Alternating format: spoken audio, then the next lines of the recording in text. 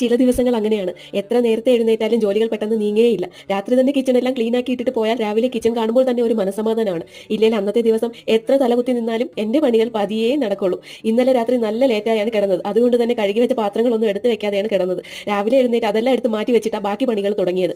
രാവിലെ പുട്ടുമുട്ടക്കറി ഉണ്ടാക്കാമെന്ന് വെച്ച് ഉള്ളിയൊക്കെ കട്ട് ചെയ്ത് സെറ്റാക്കി. അതിന്റെ കൂടെ തന്നെ ഇന്നലെ രാത്രി കുറച്ച് പുഴമീൻ വാങ്ങിക്കൊണ്ട് വന്നായിരുന്നു. അതൊക്കെ ക്ലീനാക്കി കറിയാക്കാൻ വെച്ചു. ഇവിടുത്തെ പുഴമീനിന്റെ പേരൊക്കെ കേൾക്കാൻ തന്നെ ഒരു രസമാണ്. ഞാൻ ഈ കറി ഉണ്ടാക്കുന്ന മീനിന്റെ പേര് രൂപ്ചന്ദ് എന്നാണ്. എന്താല്ലേ മീനിന്റെയൊക്കെ പേര്. ഇവിടെ മീൻ വാങ്ങുമ്പോൾ തന്നെ എല്ലാം കട്ട് ചെയ്ത് തരും. നമുക്ക് കൊണ്ടുവന്ന് കഴുകിയെടുത്താൽ മാത്രം മതിയാകും. അങ്ങനെ കുറച്ച് മീനെടുത്ത് കറിയുമാക്കാൻ വെച്ചിട്ട് ബാക്കി മീനെ ഫ്രൈ ചെയ്യാൻ മസാലയൊക്കെ പുരട്ടി വെച്ചു. ഇത്രയും ചെയ്ത ഉടൻ തന്നെ ഏതും എഴുന്നേറ്റു. പിന്നെ ബാക്കി ഉള്ള എന്റെ പണികളെല്ലാം അവിടെ തന്നെ കിടന്നു.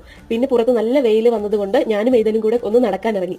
ക്രിസ്മസ് ന്യൂ ഇയർ ഒക്കെ കഴിഞ്ഞെങ്കിലും ക്രിസ്മസ് അപ്പൂപ്പന്റെ തൊപ്പി അത് വിടില്ല. നേരെ നമ്മൾ നടന്നു വന്നത് ഇവിടെ ഒരു പീച്ച് ഫ്രൂട്ട് കായ്ക്കുന്ന മരത്തിൽ നിറയെ പൂ വന്നായിരുന്നു. അത് കാണാനാണ്. ഞാൻ പീച്ച് ഫ്രൂട്ട് കണ്ടിട്ടേ ഉള്ളൂ, ഇതുവരെ കഴിച്ചിട്ടില്ല. അങ്ങനെ അവിടെ കുറച്ച് നേരം കിടന്ന് കറങ്ങിയിട്ട് വീട്ടിലോട്ട് പോയി. അപ്പോൾ അത്രയേ ഉള്ളൂ. Bye bye.